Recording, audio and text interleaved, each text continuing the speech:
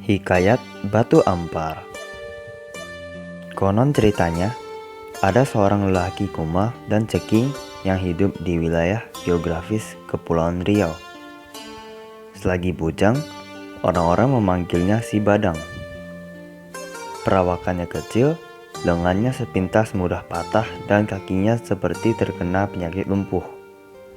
Singkat cerita, sedikit demi sedikit si Badang tumbuh menjadi pria yang jujur, sederhana, suka berkelana, dan perkasa.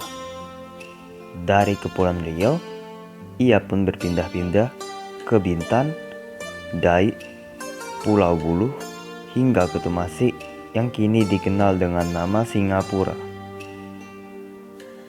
Di Tumasik, si Badang yang sakti bahkan sampai mewakili negeri Tumasik beradu kekuatan melawan orang kuat dari India. Orang kuat asal India itu menghadap Tuan Putri, penguasa Tumasik, untuk menyerahkan semua hartanya kepada Tuan Putri apabila kalah dalam adu kekuatan. Tetapi, sebagai balasan, Tuan Putri harus menyerahkan Tumasik kepadanya jika dia berhasil menang dalam adu kuat dengan si Badang yang jadi kepercayaan Tuan Putri.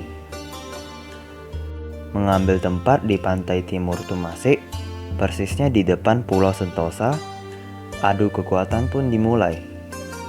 Orang kuat dari India itu pun memamerkan kekuatannya dengan mengangkat sebuah batu besar.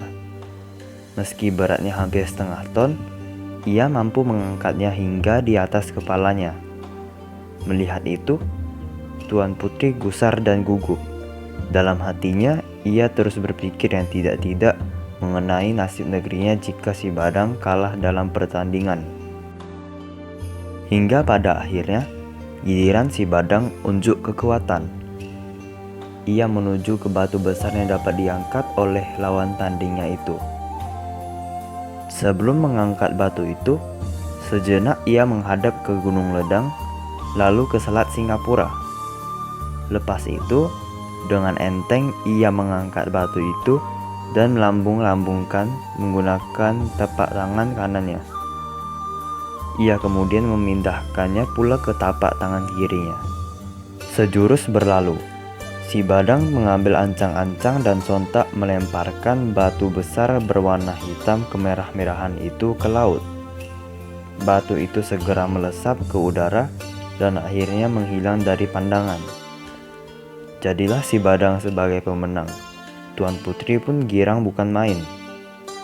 Di manakah batu lemparan itu terjatuh? Tanya Tuan Putri kepada si Badang.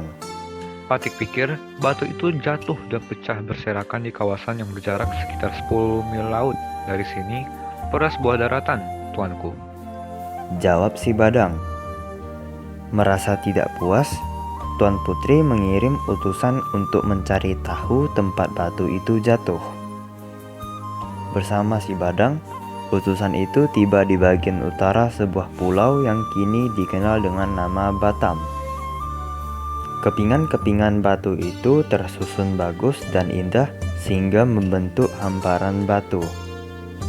Dikatakanlah oleh utusan itu sebagai Batu Ampar. Sejak itu, kawasan itu lama-lama menjadi dikenal dengan sebutan Batu Ampar hingga kini. Nilai-nilai yang terkandung dalam hikayat ini adalah nilai moral dan nilai budaya. Nilai moralnya adalah tokoh utama yaitu si Badang memiliki sikap yang jujur dan sederhana. Pada zaman sekarang jarang ditemukan orang yang jujur dan sederhana karena mereka lebih senang melakukan hal yang membuat mereka merasa aman dan nyaman. Misalnya pejabat yang berbohong kepada rakyatnya agar dapat hidup nyaman dan mewah. Tetapi tidak sedikit juga orang yang memiliki sikap jujur dan sederhana di masa kini.